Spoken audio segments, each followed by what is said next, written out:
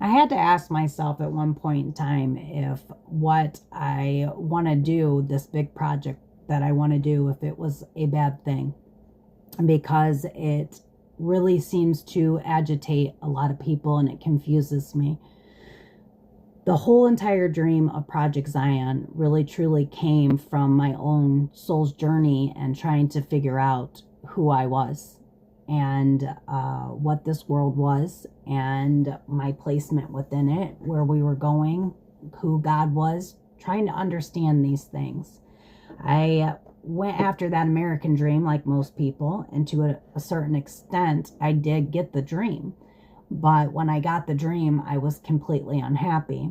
I owned a cleaning company at the time, and I was making decent money, not decent enough. I still would have had to very, very much work very hard. I was working 90 to maybe 120 hours a week. It was ridiculous. 2 shifts, trying to just keep up with bills. And this was 10 plus years ago.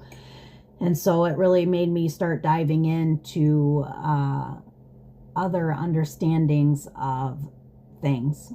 When I was going to that multi-million-dollar church, one of the things that I really started to see was how people were really truly going against the teachings of the man that they called Jesus Christ. So that was always a part of my soul's journey, because that is where my background had originated from, was Christianity. At this point in time, I believe in all religions, and I believe all religions are the same, and that if we were to all start to really dive into the core of the teachings of each of our religions, that we would see that we are truly fighting over nothing, and that nothing has kept us fighting one another for a very, very long time.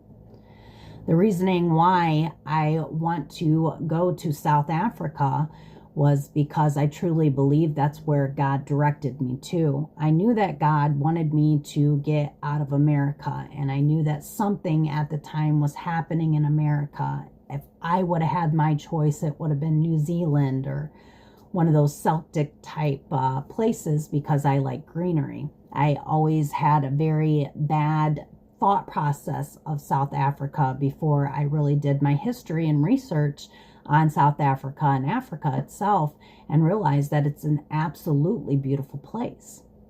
It also has roots that are really closely related to, in paganism, they would call it Yggdrasil, which is the tree of life. There's a lot of different very cool things about South Africa that when